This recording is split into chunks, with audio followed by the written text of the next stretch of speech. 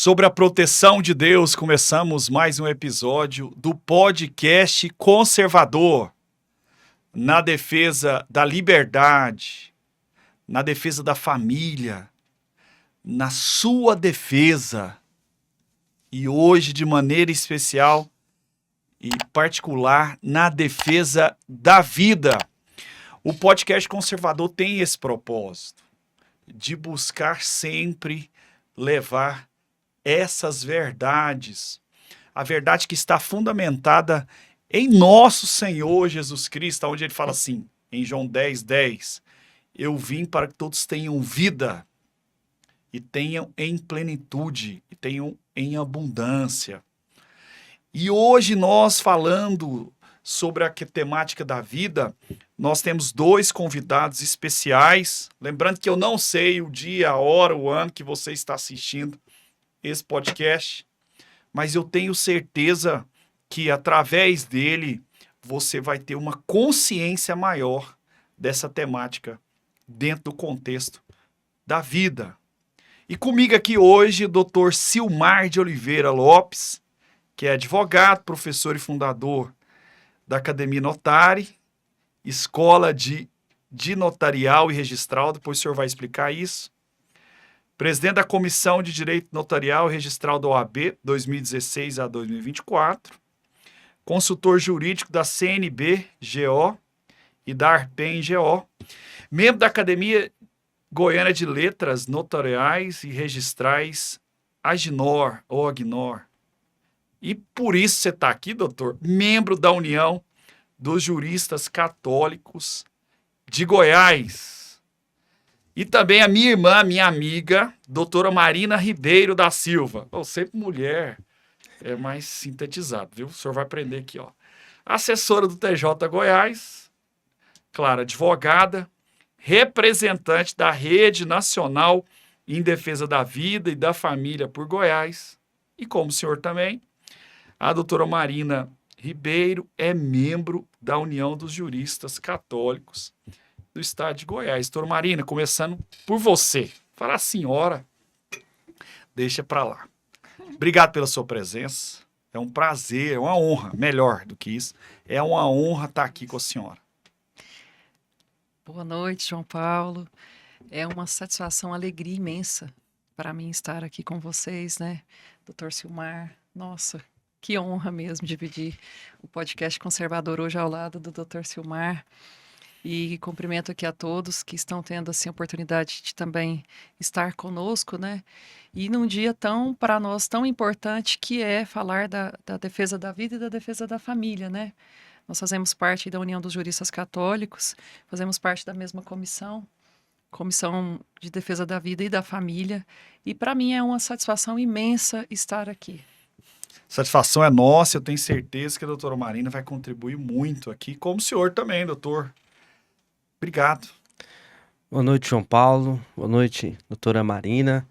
Uma alegria muito grande poder estar aqui com vocês nesse podcast. Agradeço imensamente o convite. E ainda mais para falar de um tema tão relevante, tão pujante e que merece merece que seja divulgado, merece que esteja sendo propagado de forma correta e de forma cristalina para que todos entendam. Porque o que nós mais temos hoje é a informação mapeada e mascarada conforme as ideologias. E nós aqui vamos falar de uma forma aberta, exatamente como é desde os primórdios, essa questão da defesa da vida. E principalmente relacionada ao aborto e abortamento. Exatamente. Eu vou ficar na parte mais religiosa, e eu já citei João 10:10a, eu vou citar o B, né, na parte do Evangelho, só que antes fala que o ladrão vem para matar, roubar e destruir. Então a estratégia do mal é essa mesmo, né, de matar, roubar e destruir. E quem quer promover a vida, um dos fundamentos para que isso aconteça é mostrar a verdade. E o podcast conservador tem esse intuito. Gostei muito bem daquilo que o senhor falou, doutor, de informar as pessoas, de colocar por terra a mentira. Eu organizei aqui algumas partes, até para você poder assistir, rever, Então, nós vamos tratar muito da questão jurídica, né, doutora? Sim. Que é a especialidade de vocês, mas surgir alguma inspiração aqui, a gente pode ir para outras partes. Mas vamos lá. A questão hoje, ela é muito importante de ser tratada, mas eu queria que vocês falassem como que vocês chegaram nessa causa. Porque, assim, o doutor aqui, por aquilo que é o seu currículo, é muito fora do contexto da defesa da vida, principalmente do nascituro. Como que surgiu isso? Bom, já que a pergunta primeiro foi direcionada a mim, então eu peço licença aqui para a doutora Marina para iniciar. Bom, talvez pode não ter tanta ligação, defesa da vida, com a área de atuação minha, jurídica, quanto uma área de direitos humanos, talvez, uma área de, talvez, direito penal, que é o que envolve o aborto.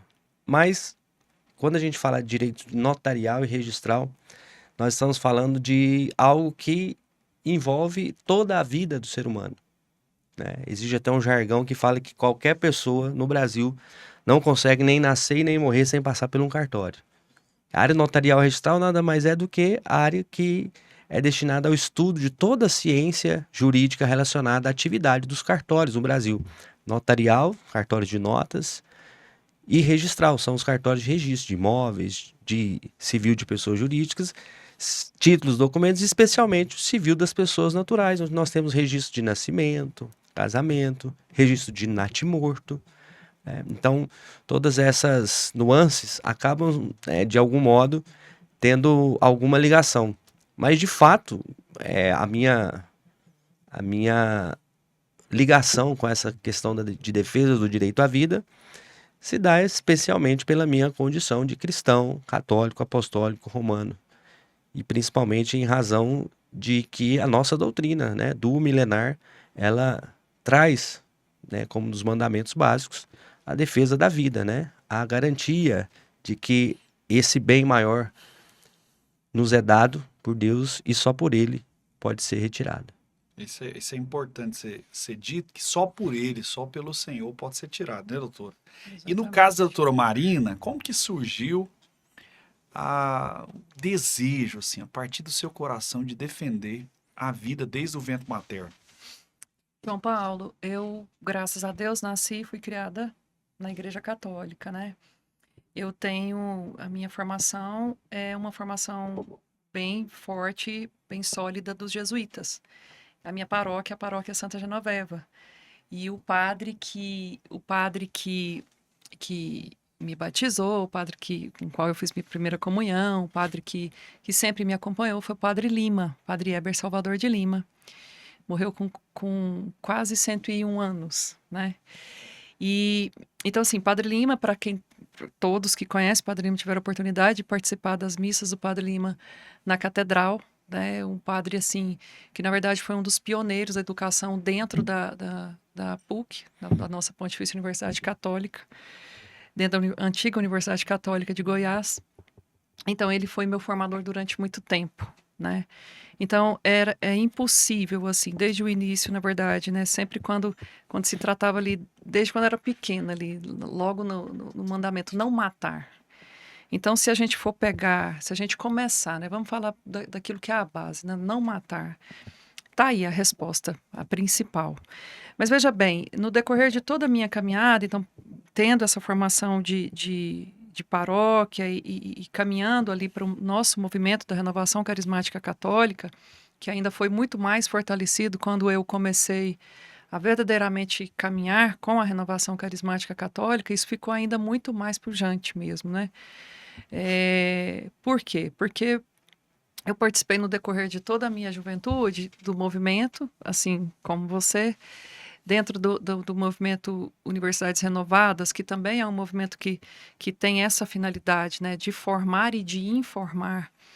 Então, nós saíamos evangelizando, doutor Silmar, dentro da própria universidade. Nós tínhamos ali os grupos de oração universitários, né, o tanto que é difícil evangelizar dentro da universidade.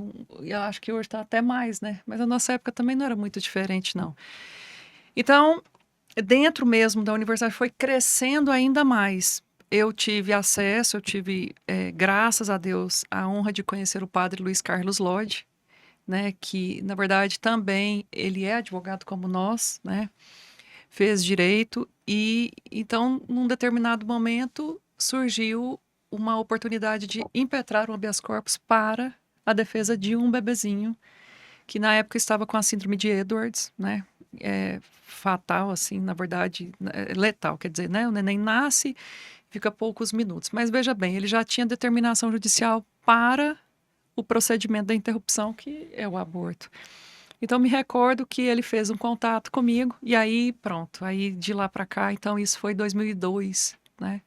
Aí tive a oportunidade de entrar na União dos Juristas Católicos, quando ainda estava na universidade, a convite do Dr. Benedito Torres, foi nosso presidente durante muitos anos, né? E tivemos a oportunidade de redigir o que hoje é o estatuto da nossa União dos Juristas Católicos, junto com a doutora Rita e tantos outros colegas, né? E de lá para cá só vem fortalecendo, João Paulo, porque na verdade, e é isso que o doutor Silmar vai até expor para a gente aqui de forma mais técnica, essa luta pela defesa da vida não começa hoje, não começou há 10 anos atrás, não começou há 20 anos atrás, né? Mas nós temos aí... vamos colocar aí mais de 50 anos, né? Muito mais do que isso, né? Na verdade, existe sim um grande interesse e muito mais das fundações, né? O senhor vai até colocar aqui, de legalizar o aborto no nosso país, né? Então, surgiu praticamente esse amor pela defesa da vida e da família, né? Eu complemento, surgiu mesmo desde quando eu estava no ventre da minha mãe, né? Então, assim, e por conta das formações e por conta do nosso movimento, né? Então, defender a vida é defender o próprio Cristo em cada um de nós. E é algo que eu, pegando o que você diz, é impossível a pessoa ter um encontro com Cristo e ser a favor do aborto. Sim, exatamente. É impossível isso. Exato. Porque, inclusive, aquele que defende a vida, quando fala assim, o João Paulo defende a vida, o Beltrano defende a vida, não, mas também é a vida desde o ventre materno até a velhice. Sendo assim, existem várias questões, como as doenças raras, né, os transtornos. Eu fiz aqui, doutores, e a doutora Marina sabe disso, uma série sobre o TEA, sobre o autismo. Trouxe médicos, trouxe especialistas, e aí descobriu um nome que é a mãe atípica. Eu até questionava, até criticava, que termo feio, tal do atípico. Não, para mim são pais extraordinários, porque a mãe de um TED que vive o transtorno do espectro do autismo, ela precisa ser o extraordinário, ela não pode ser só uma mãe comum. Então, que pudesse mudar esse nome. Então, assim, quem defende a vida é desde o ventre materno, mas hoje a causa, desde concepção. A causa hoje é a questão contrária ao aborto. E a Unijuc tem feito um trabalho muito importante. A doutora Marina está falando aí que é 2002. Uhum. E ela é desde quando? Unijuc. Na verdade, ela foi oficializada, pelo que eu entendi, que Sim, veio o estatuto. a Unijuc, aí nós tivemos um trabalho, assim, graças a Deus que foi acompanhado na época de forma muito carinhosa aqui pelo nosso querido Dom Valdemar, esteve conosco durante muito tempo também.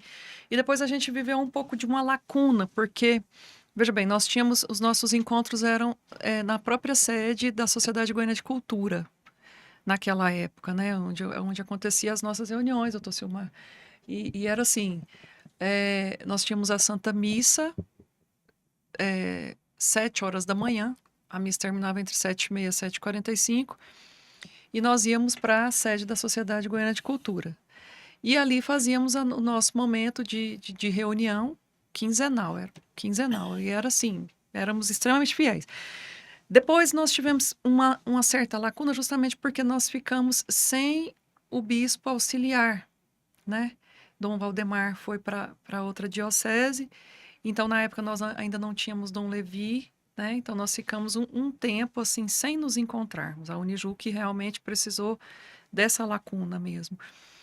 E o nosso estatuto, que começou a ser redigido na época, ele não foi finalizado. Então, ele só foi finalizado recentemente, né? Posso colocar assim, recentemente. E quando foi finalizado recentemente, aí sim, nós tínhamos aí, recebemos, graças a Deus, Dom Levi, que caminha conosco, está sempre nas nossas reuniões, né? E depois de firmado o estatuto, nós conseguimos dividir dentro da Unijuc, colocamos, porque tem a comissão maior da União dos Juristas Católicos e temos as subcomissões, né? Tem uma Cada comissão qual maior que a a doutora está diretoria. falando, nacionalmente também. Hoje nós temos a União Brasileira dos Juristas Católicos, mas nós caminhamos, certo? Nós temos a diretoria hoje, que é formado, o nosso presidente é o doutor Emanuel, e nós temos as comissões, perdão, falei subcomissão, né? Foi subcomissão é na OAB. Mas nós temos as comissões. Então, comissão do Sagrado, comissão de defesa da vida e da família, a comissão, me ajuda, doutor, Trabalho. comissão do trabalho, a comissão Ensino do religioso. ensino religioso, da qual eu faço parte também. Temos outras? São essas 4. São essas 4, então são essas 4. Doutor faz 2 meses que entrou, mas está atento. Não, mas né, eu tô com a doutor? colinha aqui. Ai. Eu vou fazer a meia-culpa. Se entregou. Então, e a associação hoje, acho que é importante a gente Associação. tocar nesse assunto, porque tem juristas, tem advogado, colega de vocês, que vão, na busca do YouTube, vão achar esse episódio aqui, vão Claro. querer entender. Sim. Com certeza. Quantos advogados estão aí nas missas, não tem uma possibilidade de trabalhar em alguma pastoral, não se encontrou na igreja.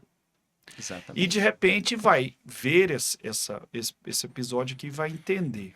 Então hoje é uma associação, e essa associação ela é canônica, ela está ligada à igreja Associação automaticamente. civil. É associação civil, Exato. porque tem essa diferença. Sim, é uma associação civil. Inclusive aqui no Está. site fala que a União dos Juristas Católicos tem como objetivo gerar a integração entre os profissionais e acadêmicos que atuam no âmbito do direito civil e da justiça. Os princípios fé, caridade e justiça são os sustentáculos da Unijuc, que usará seu conhecimento e habilidades a favor do próximo. Então nós somos uma sociedade civil de juristas que seguimos uma diretriz e doutrina religiosa, tá? Fé católica, e não estamos, sim, de algum modo ligados à Igreja Católica, mas nossa natureza jurídica, vamos assim dizer, é de uma associação civil. Isso é importante. Perfeito. Então vamos lá. Antes da gente entrar para a pauta principal, para a terceira parte, eu queria que você explicasse a importância de ter, então, a sociedade, nós católicos, termos uma associação, uma união de juristas católicos. Em que momento ela pode agir, doutora Marina? João Paulo, graças a Deus, nós temos um leque de opções aí, né? Não posso colocar de opções, né? Mas vamos lá. Vamos partir daquilo que hoje pela manhã eu fiz uma reflexão, daquilo que foi até a homilia do padre Luiz Henrique Brandão ontem. Você colocou aí do mesmo jeitinho, nos mesmos termos que ele colocou.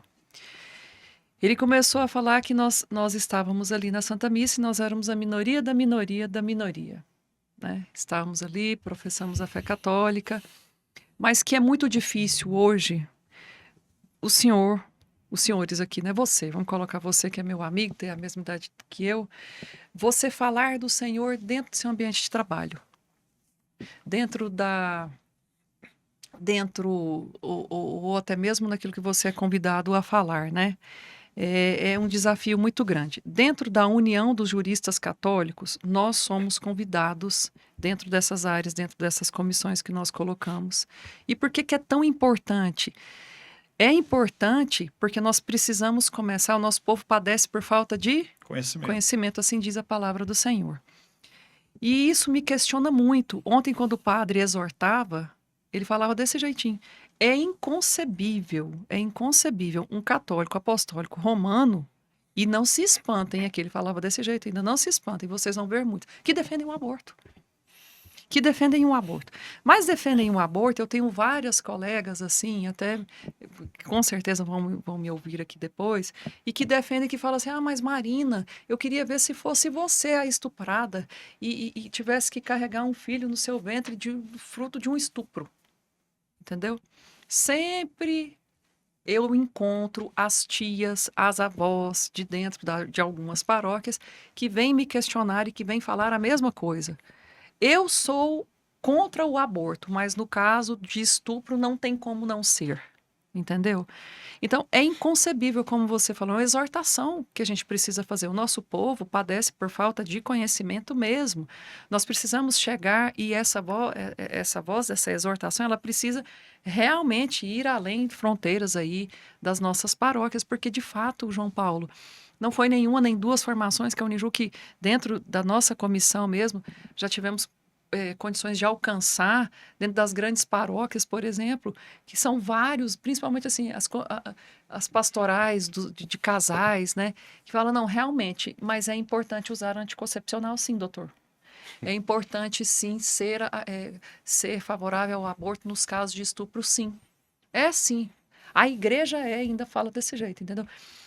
Por que que é importante, voltando para a sua pergunta? Porque nós precisamos formar o nosso povo. Nosso povo padece mesmo por falta de conhecimento. Essa é a resposta, pura e simples. Isso. E para, por exemplo, uma causa, quando é uma associação que entra, vou usar o termo aqui nosso, comum, de não juristas, entra na justiça, é melhor do que se fosse um advogado individual?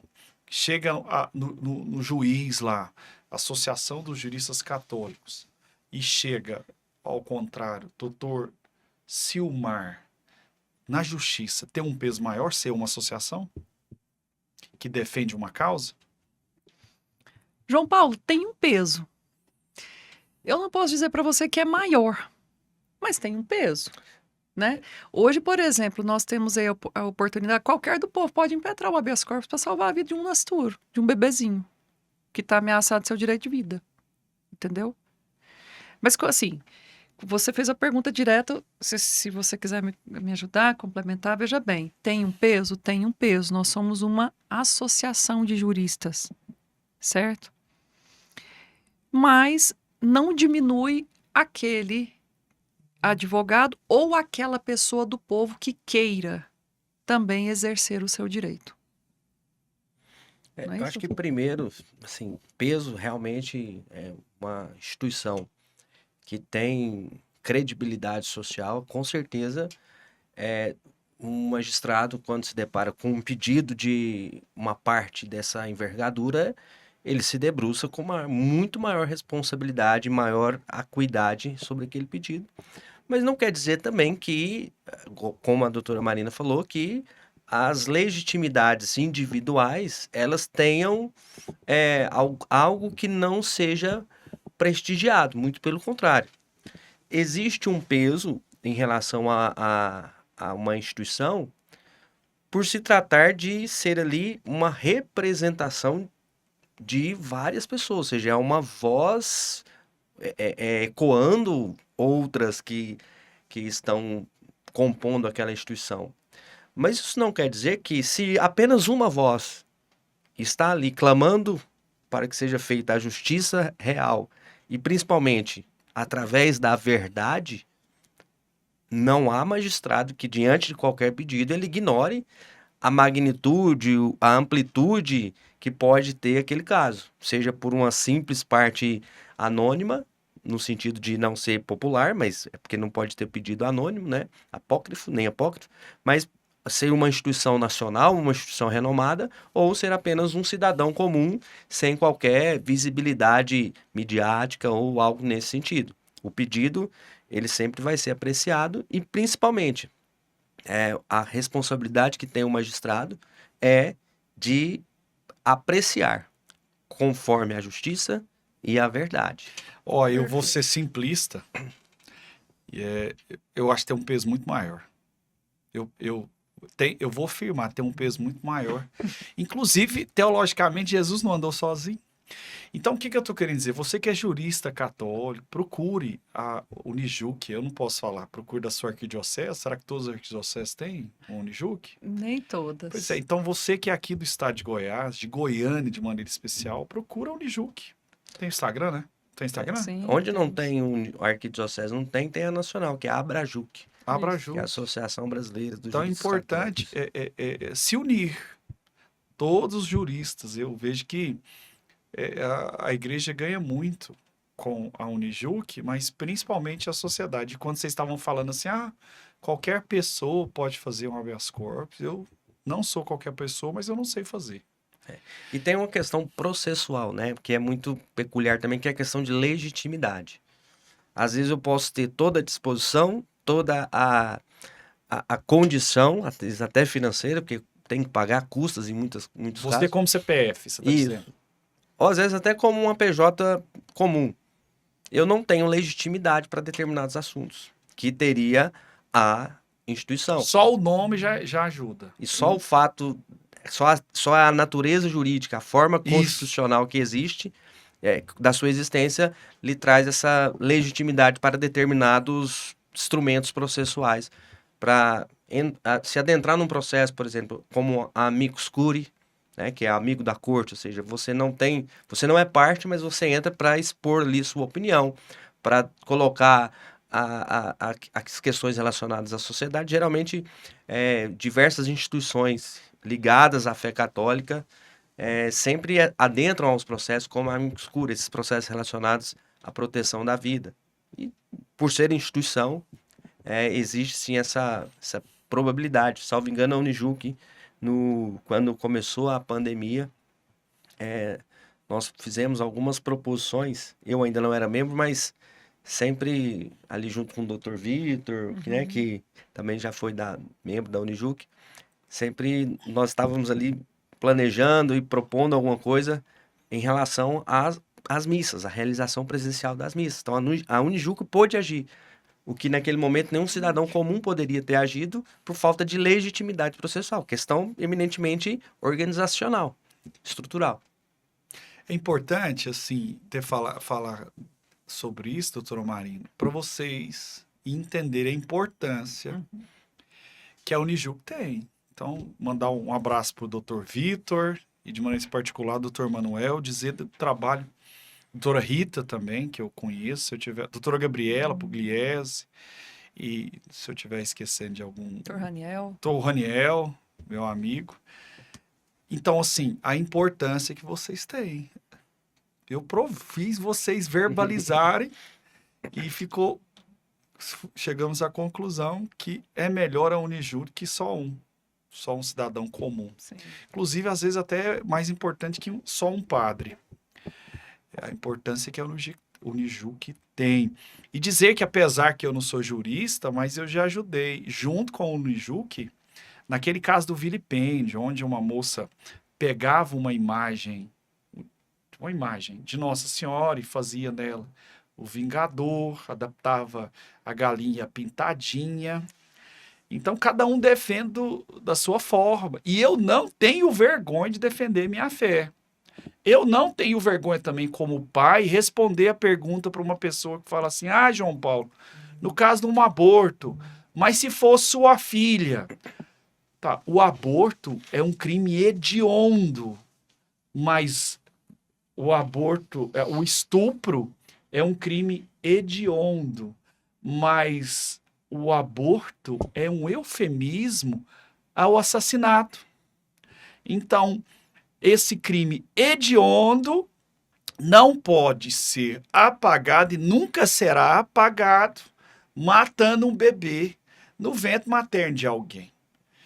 Por que é importante falar isso? Porque as pessoas têm vergonha de se posicionar. Tem vergonha de falar que é católico, falar que rezar uma Ave Maria. Tem vergonha, inclusive hoje, rezar. Não vou nem falar do termo da Virgem Santíssima, de rezar o Pai Nosso. Tem vergonha de falar que é cristão, seja evangélico, no nosso caso aqui, católico. Então, assim, por quê? Porque nós estamos numa cultura de morte, no sentido assim, sendo promovido. Não é que nós estamos, mas nós estamos nessa luta da cultura da vida contra a cultura da morte. E os cristãos estão como? Amedrontados. Eu não vou falar. Fala do Papa, fala do Evangelho, fala de Jesus, eu tenho vergonha. Não, é desse jeito. Tem medo de se posicionar. Esse tipo de cristão que nós estamos vivenciando hoje, né? Mas, para a gente ir para a causa, hoje é dia 10 de junho, Amanhã nós vamos ter uma discussão muito importante no Congresso, que é a PL 1904 de 2024. Mas, doutora Marina, antes da gente entrar nela, e aí o doutor Silmar está preparado aqui para nos dar uma aula, conta uma causa que a Unijuc esteve presente, defendendo a nossa fé, defendendo a vida, que você gostaria de registrar aqui, contar aqui. Pode ser até um exemplo que você vive. João Paulo, Vive não, experimentou aí. teve uma que ficou para a vida inteira. Eu rezo muito por essa criança, todos os dias eu peço por esse bebê. Veja bem, teve uma gestante que foi orientada por um padre lá no interior de Fortaleza a praticar o aborto porque a criança tinha uma má formação. E, como nós fazemos parte da Rede Nacional em Defesa da Vida, esse caso foi exposto no grupo e, naquela época, muita dificuldade. Minha filha tinha acabado de nascer, a Sofia. A Sofia tem 9 anos hoje. Eu estava amamentando a Sofia e o amigo que levou essa causa para o grupo falou: quem tem disponibilidade de ir? Todos pensavam assim: não, ela não vai porque está amamentando, né? Mas veio no meu coração o desejo de ir. Falei: bom, ela está amamentando, eu tiro as chuquinhas, deixo aí, bate, pronto, né? Vou lá e volto. Mas não foi tão fácil assim. Você chegava em Fortaleza, doutor Silmar, você tinha que andar mais um tanto. Em Mossoró. Aquela cidade do Renato Aragão, é Mossoró, né, o nome? Onde tem base aérea. Sim, exatamente. Mossoró? Não, eu tenho um nome aqui, vou lembrar direitinho. E aí, então, cheguei em Fortaleza, tinha que pegar um ônibus, andava mais umas 4 horas para chegar no município. E chegar no município, o bispo já estava me esperando, ou seja, no meio do caminho ele ficou sabendo que eu estava na cidade e quis me receber. Porque, na verdade, eu queria chegar ao padre para que a gente juntos chegássemos à gestante. Bom, e como eu não podia esperar muito, o que imediatamente eu já fiz junto ao Tribunal de Justiça lá de Fortaleza? Impetrei o habeas corpus. É porque eu não sabia em que pé que estava, né? Eu não sabia se ela já tinha ido para a Santa Casa, porque também o pedido foi autorizado para a Santa Casa e tudo, né? Então, veja bem, quando eu cheguei para despachar com o juiz, que a gente despacha com o juiz, né? Distribui e já despacha imediatamente. Tem que ser assim rápido, senão a gente perde. Né? A perca do objeto, infelizmente, é o aborto propriamente dito. E esse juiz demorou a me atender. E olha essa peça e lê, um juiz novo, né? E aí demorou. Bom, enfim, resumo da ópera. No que ele demorou, a moça deu uma entrada na Santa Casa e já começou a receber as primeiras dosagens do... Cloreto de potássio? Não, o Citotec. O Citotec. Tem um nome correto, eu conheço como Citotec. Bom, e veja bem, aí nisso eu saí da sede lá do tribunal e fui para a casa do bispo. Quando chegou na casa do bispo, aí ele quis saber direitinho como que eu soube e eu falei para ele, né, dei o nome do padre, ele ligou para o padre, nós conversamos com o padre e aí ele orientou o padre que não poderia ter feito aquele tipo de orientação, porque na verdade a gestante só estava verdadeiramente decidida a praticar, na verdade interromper a gestação por conta da orientação que o padre deu a ela no confessionário, né? Bom, enfim, e aí até nasceu dentro por conta desse fato isolado, uma formação que depois eu voltei lá para poder dar aos padres, enfim. Bom, o resumo, quando eu consegui chegar a ela, e eu me recordo como se fosse hoje, final de tarde, era quase 6 horas da tarde, sem a hora do Ângelus, né? Depois de uma luta intensa, de corre de um lado, do outro, e anda e tudo, e lá é tudo muito difícil. Quando eu cheguei, as portas foram se abrindo assim, ó. Eu me identifiquei, falei que eu estava ali para visitar a gestante em específico, e ela já tinha terminado o procedimento e já estava indo para um quarto, um quarto de enfermaria. Quando eu cheguei, ela estava muito debilitada mesmo. E aí, pelo estado dela, eu falei, bom, então tenho o que fazer, né? Mas ela ainda quis falar comigo. Eu me recordo como se fosse, eu já olhava o olho dela, ela falou assim, olha, eu sofri desde quando eu estava recebendo as dosagens do medicamento, e estou sofrendo agora e vou sofrer para o resto da minha vida. Eu nunca mais esqueci a frase dela. Então, assim, foi muito difícil, porque aí depois eu voltei lá no tribunal, eu mesmo pedi o arquivamento do habeas corpus e tudo, né? Mas veja bem, João Paulo e Dr. Silmar e todos que estão nos ouvindo, né? Não se pode brincar com as coisas da vida, da defesa da vida. Então, um minuto, um segundo, acontece muita coisa, né? E a gente precisa mesmo informar. O povo padece mesmo, nosso povo padece por falta de conhecimento e nosso povo até mesmo do alto clero, entendeu? É inconcebível, mas essa foi uma experiência que eu nunca mais esqueci, porque na verdade o bebezinho, depois que ele foi, na verdade, expelido, porque é expelido, descobriu-se que ele não tinha mais formação nenhuma. Meu Jesus.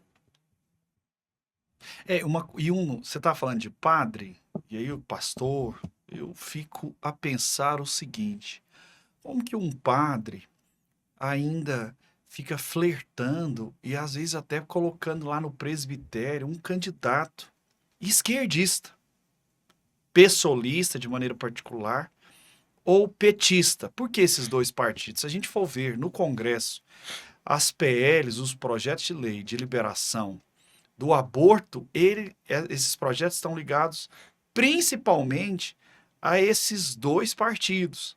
Por isso, você que está assistindo, escute, ache bom ou ruim, mas é uma verdade. Não se pode apoiar candidato, seja do PT ou do PSOL, porque eles são pró-aborto. Fala aí, não, mas o aborto é uma questão de saúde pública. Saúde é para promover a vida. Então, como que você está a favor de uma questão de saúde pública, se na verdade você está querendo matar uma criança dentro do ventre materno? Doutor Silmar, depois desse depoimento da doutora Marina, a partir de amanhã, nós estamos gravando aqui no dia 10 de junho, à noite de 2024, e amanhã está marcado uma votação do regime de urgência para o projeto de lei 1904 de 2024. Queria que o senhor explicasse aqui o que é esse projeto e pudesse tecer alguma coisa aqui no contexto do que nós estamos vivendo. Por que está surgindo essa PL 1904 de 2024? Bom, vamos lá então. Antes de adentrar especificamente a esse aspecto eminentemente jurídico, queria destacar aqui, doutora Marina, que a doutora colocou aqui que teve que ir a Fortaleza para tentar Sobral, no Ceará. Tentar reverter uma situação que foi orientada por um sacerdote. E o João Paulo colocou aqui que, em alguns casos, nós temos católicos que defendem o aborto, né? E isso não é algo surreal, não. Existe um movimento, né, que chama... Inclusive, tem um movimento de mulheres unidas que se chama em defesa... Católicas em defesa do direito de decidir, algo nesse sentido. Que são mulheres ditas católicas, né? Que não são efetivamente, mas... É tudo mal amada. Mas que... Você que faz parte desse grupo aí, ó, mulheres católicas com o direito de decidir. Mentira. Vocês não decidem nem o que vocês querem. Vocês estão tudo mal amados. Como é que você é mulher católica e defende o aborto? Isso é mentira, isso é conversa. Vocês estão fingindo que é católico, doutor? Poderia deixar. Você não poderia deixar eu falar aqui, mas é a verdade. Tá usando o termo católico, mas não é católico, não. É uma coisa de falar assim, eu sou católico e feminista. Mentira, não existe isso. Tá Não, bom? essas duas coisas Não são existe. são comportáveis na mesma São frase. antagônicas. Você que se diz que é católico e feminista, você não sabe nem o que é católico e, principalmente, você não sabe nem o que é ser feminista.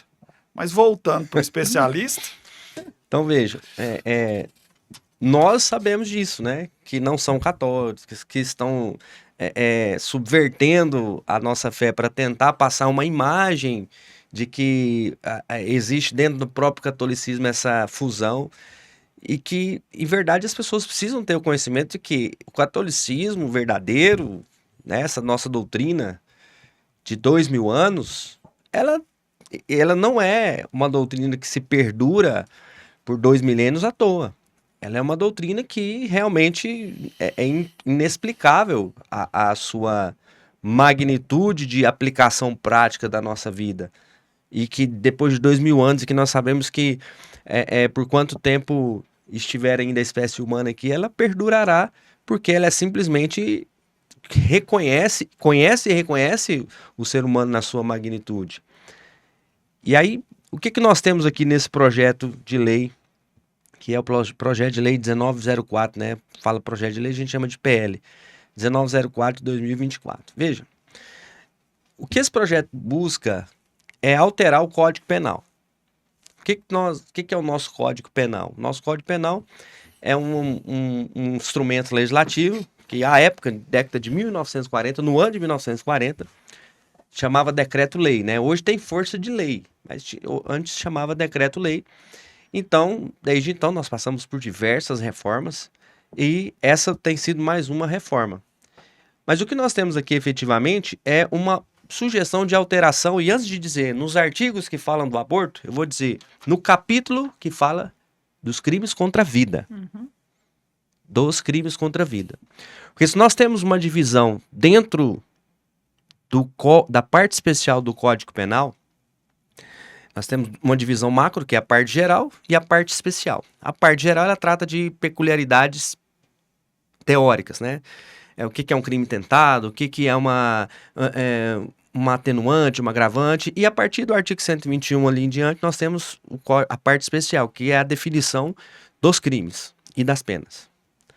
Né? Então, se a gente pega a partir do artigo 121, nós vamos ver ali capítulos que tratam de... Esses capítulos, eles têm como título o bem da vida tutelado. O bem da vida tutelado. Aí você tem crimes contra o patrimônio, crimes contra a dignidade sexual, onde se encontra o estupro, crimes contra a administração pública, mas nós temos no primeiro artigo, já no primeiro ponto, inicia a definição de crime, o capítulo dos crimes contra a vida. A partir do artigo 121, que todos nós conhecemos, né, que é o famoso artigo do homicídio. 121. Matar alguém. Acho que é o menor artigo do mundo, né? 2 palavras. Matar alguém. 2 pontos. Aí vem para o preceito secundário, que é a definição da pena. Bom, então, depois do artigo 121, eu tenho ali mais alguns artigos, até chegar ali por volta do 124 até o 128, que são artigos que tratam da criminalização do aborto. Diferente do que estão tentando se valer de uma retórica abusiva, dizer que aqui nós temos a legalização do aborto no estupro. Não, aqui nós temos o quê? A criminalização do aborto. A criminalização do aborto. E se não fosse uma criminalização, não estaria tipificado com um preceito primário, que é a definição de conduta, e um preceito secundário, que é a definição de pena, como sendo crime. Estaria em qualquer outro canto do ordenamento jurídico, menos no capítulo que define preceito primário e preceito secundário de uma infração penal. Agora, o que nós temos aqui é o quê? O que no direito penal se chama de excludente de ilicitude. O que o legislador em 1940 disse, que vale até hoje, que permanece valendo, é crime. Mas em determinados casos, a ilicitude, o crime cometido, ele não será punido. Nós vamos excluir o ilícito e aí, se não tem ilícito, não tem aplicação de pena. Então, eu excluo a ilicitude, não quer dizer que passa a ser lícito. Por isso que falar em aborto legal, eu não diria que não é nem algo que ultrapassa os limites do direito, né? Que só falem que não é aborto legal quem defende pela doutrina católica, pela doutrina cristã. Não. Quem fala em aborto legal é mal informado. Se tem um jurista falando em aborto legal, é mal formado. Mal formado. Por quê? Algo é legalizado quando ele é permitido. Algo é legalizado quando, no mínimo, ele não é proibido. A lei é omissa em dizer. Que é o que está lá na Constituição, né? Perfeito. No âmbito civil, o que a lei não proíbe está permitido, né? Ninguém é obrigado a fazer ou deixar de fazer, senão em virtude de lei. Artigo 5º, inciso 2. Agora, o Código Penal fala expressamente que é crime provocar o aborto com o consentimento da gestante, sem o consentimento da gestante. Mas ele traz algumas excludentes. E veja, a época da redação, da elaboração do nosso Código Penal, era inimaginável se pensar em haver a prática do aborto a partir ali da 20ª semana, 22ª semana. Por que era inimaginável? Porque, veja, o método cirúrgico hoje, ele é muito tranquilo. Hoje, se a gente imaginar, uma mulher vai se submeter a um parto mediante uma intervenção cirúrgica chamada cesariana, a gente não tem lá tantas preocupações. Tem muitos médicos preparados, nós temos uma estrutura farmacológica muito preparada. Mas se a gente pensar isso na década de 40, nós tínhamos um índice de que para cada 2 cesáreas, uma mãe morria. Era um índice de 50% de morte. Isso quer dizer o quê? Nem lá, na última semana, no momento do parto, se imaginaria submeter a mãe a um procedimento cirúrgico. Nosso antibiótico é recente. Então, assim, as cirurgias elas só passaram a ter uma maior segurança depois que inventaram o antibiótico, a penicilina. Bom, a partir desse momento, em 1940, jamais se pensou, jamais o legislador imaginou que teria que deixar claro que o abortamento teria que ser regulamentado pelo prazo. Por quê? Exatamente porque era inimaginável que as próprias mães iriam optar por isso pelo risco da própria vida. Pelo risco de não ter ali uma chance grande de sucesso. Agora, pela cultura também nós tínhamos ali uma outra modalidade de se preservar, vamos assim dizer, né? A gente sabe que quando acontecia esse tipo de coisa, às vezes mandava a menor ou a pessoa para uma outra cidade, para um outro país, lá ela tinha um bebê e tudo mais. Enfim, o pessoal de antigamente talvez tinha um pouco mais de discernimento do que era certo e errado. Porque se a gente olha aqui para o Código Penal, é muito simples compreender que aborto é crime. Que aborto é crime, que não existe no Brasil hoje aborto legal. Existe o quê? Excludentes de ilicitude. Se eu vou para o artigo 128 e falo não se pune um aborto praticado pelo médico, quer dizer, o médico cometeu um crime, mas ele não será punido. E o que se tentou fazer durante todo esse tempo? Se tentou mudar, se tentou subverter a intentio legis, ou seja, a intenção do legislador. Porque se quiserem me interromper, eu estou falando aqui, mas se precisar, fiquem à vontade. O que é a intentio legis? A intenção que o legislador tinha. Qual que era a intenção que o legislador tinha aqui em 1940? Trazer essas excludentes para casos ultra extraordinários, ultra excepcionais. E não para tentar trazer algo comum. Né? Se a gente pega lá num clássico do direito, que é a dogmática jurídica do Rudolf Hering, ele fala que a gente tem que entender o direito de acordo com a sua evolução. E a evolução do direito ela só existe com a evolução da sociedade. Em suma, o direito ele está para servir às necessidades.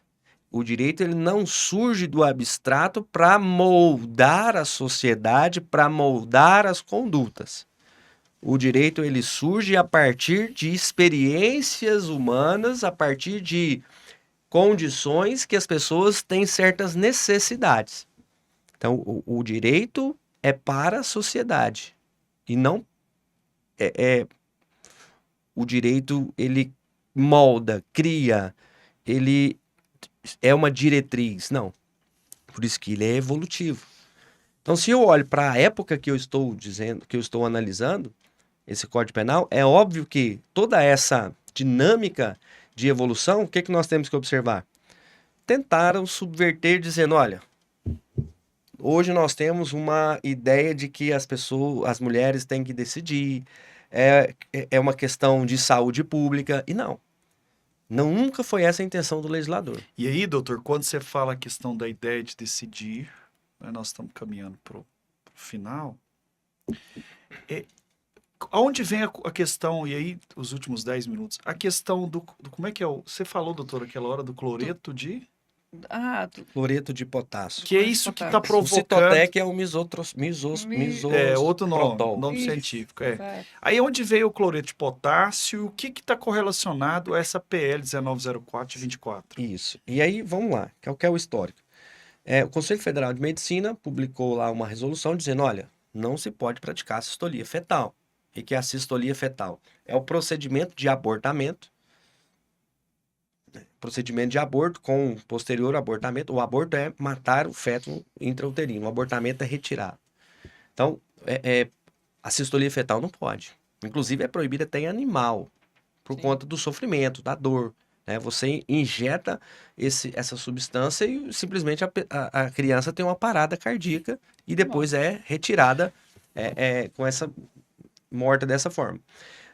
E aí foi bater no Supremo que essa resolução ela violava o Código Penal. Não é que ela violava, ela estava em desacordo. E por ser uma resolução administrativa, ela tinha uma hierarquia menor do que o Código Penal, que é lei.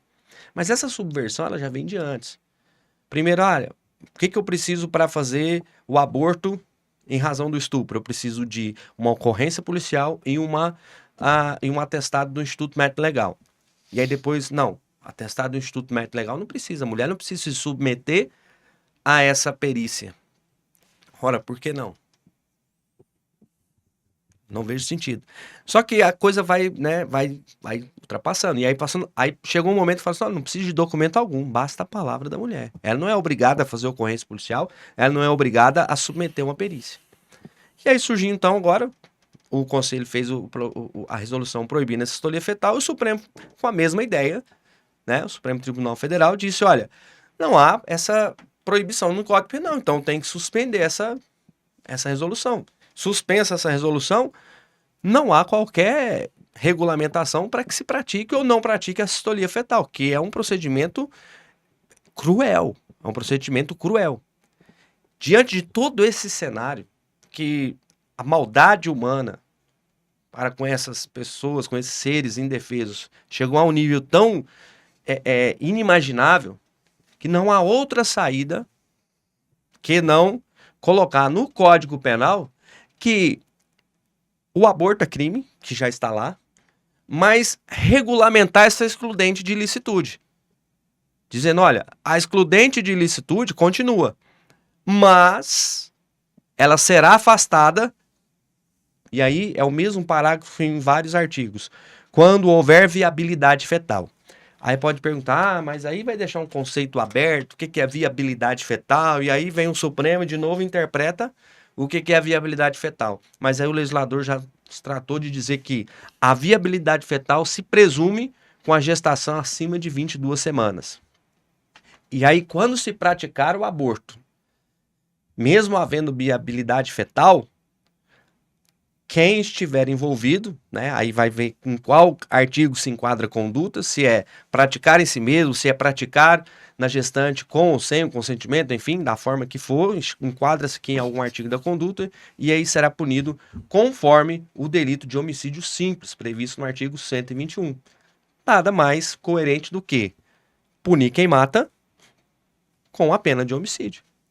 Doutora Marina, essa especificação aí, ela é importante, então, depois dessa aula que o doutor fez aqui, eu até aprendi o direito um pouco aqui hoje.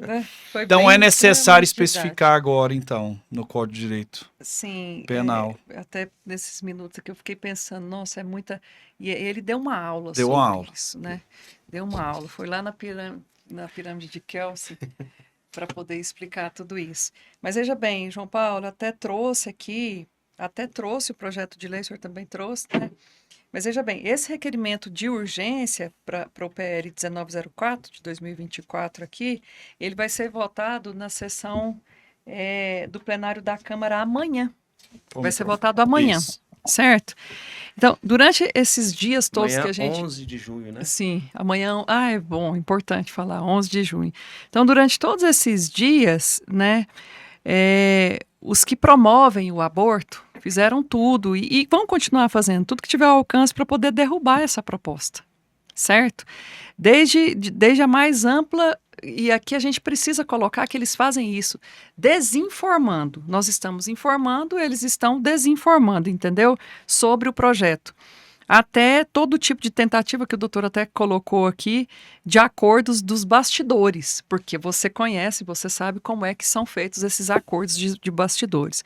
Então, e o problema para eles, João Paulo, é que dessa vez eles pretendem promover, que como o doutor falou, já não mais apenas o aborto, mas o aborto nos meses finais da gravidez. Gente, então tá bom, os meses finais da gravidez. Então, preciso dizer aqui que 99% da população brasileira é contra o aborto. O que nós estamos vivendo é o mais assim, e parece filme de ficção, parece um filme de terror, né? Mas se nós hoje fizermos uma enquete, a nossa população, a nossa nação brasileira, por favor, levantem-se. 99% da nação brasileira é contra esse tipo de aberração da natureza que nós estamos vivendo. Isso é um Então, fato. Sim, Isso é um fato. aqui a gente não precisa ler muito, trazer uma criança para falar, minha filha de 9 anos, minha filha de 13 anos. Elas convencem tranquilamente. Sim, somos contra. Então a nação brasileira precisa levantar. E nós precisamos gritar que nós somos, sim, a favor da vida e contra o aborto. Então, assim, veja bem, nós amanhã vamos marchar cedo para Brasília. E peço aí a oração de vocês, a intercessão, né?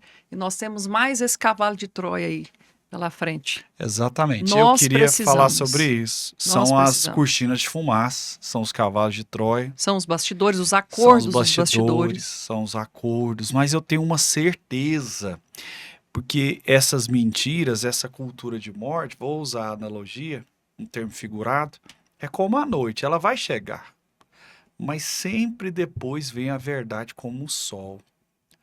E mais uma vez eu quero parabenizar a Unijuc de maneira especial da nossa arquidiocese, da cidade de Goiânia, tá, pelo trabalho que vocês têm feito, a quem está há mais tempo e quem é NEL, como doutor. E eu queria agradecer, nós fizemos um episódio hoje, talvez não, com certeza nós vamos voltar e tratar de outro, não sei se vai ser outro cavalo de Troia, mas sempre na defesa da vida. Sim. Sempre. Desde o ventre materno, desde a concepção, porque não tem como ser cristão. 70% eu defendo a vida. Eu concordo com o aborto naqueles casos que a justiça permite. Hoje foi esclarecido aqui que não existe aborto legal. Isso é mentira. Isso é um termo errôneo. Então, cristão tem que ser 100% em todas as situações. Ele é contra o aborto. Doutor Silmar, muito obrigado pela sua presença. Obrigado pela aula. Obrigado pela disponibilidade aqui. Eu que agradeço mais uma vez. E o único recado que eu quero deixar é que a população abra os olhos. Porque primeiro eles dizem que é doença. Depois dizem que é crime. E depois querem nos prender por isso. Então, se enquanto nós não tivermos voz nas primeiras etapas, em outras ocasiões nós passaremos porque estão passando outras pessoas hoje, enquanto querem defender questões relacionadas à política. esse é o nosso destino com relação à defesa da vida. Se nós não nos levantarmos, escancararmos a verdade e principalmente trabalhar incansavelmente, vai chegar um momento que falar da defesa da vida será um crime e nós estaremos sujeitos ao cárcere. Que falemos e defendemos a vida no cárcere, mas jamais nos calemos. Amém. Obrigado, doutor Marina, pela sua presença, pelas suas colocações aí. Principalmente essa última que você falou, que o povo brasileiro precisa se despertar de verdade. Sim, desperta tu que dormes, né? Acho que a gente tá deitado demais em berço esplêndido. Acho que o povo brasileiro precisa acordar, despertar. E é despertar aqueles que estão dormindo dentro das nossas paróquias, na nossa realidade, dentro dos corredores do Tribunal de Justiça. Termos essa coragem, enfrentarmos. E Padre Lorde sempre me exorta muito, né, a respeito disso. Coragem, coragem. Nós precisamos dessa coragem. E o Espírito Santo que vai nos capacitar. Então eu agradeço mais uma vez esse convite que você fez a mim, ao Dr. Silmar, a nossa Unijuc, União dos Juristas Católicos, está sempre de braços abertos, né? Nós caminhamos juntos, nós somos igreja, né? Nós vamos nos fortalecendo. Eu espero que tenha ficado claro tudo que nós colocamos aqui. Nosso papel é de informar de forma singela, mesmo com o nosso juridiquês, né, doutor? Mas de informar de forma singela. E nós precisamos verdadeiramente fortalecer, nos fortalecermos, né, crescermos mesmo, gritarmos mesmo, que o nosso bem maior é a defesa da vida e da família. Então, muito obrigado mais uma vez, agradeço em nome da Unijuc, de todos nós que somos igreja e que caminhamos juntos, né? Muito obrigado mesmo, conta sempre conosco. Obrigado. Agradeço então, doutora Marina, doutor Silmar, e a você que esteve conosco até o final aqui nesse podcast conservador, defesa da liberdade, da família, um podcast conservador, na defesa principalmente da vida daqueles que mais precisam de proteção. Que Deus nos abençoe, abençoe cada um de nós, que Deus abençoe o Congresso Nacional, que Deus abençoe a nossa nação. Um abraço e continue aqui no canal do Podcast Conservador.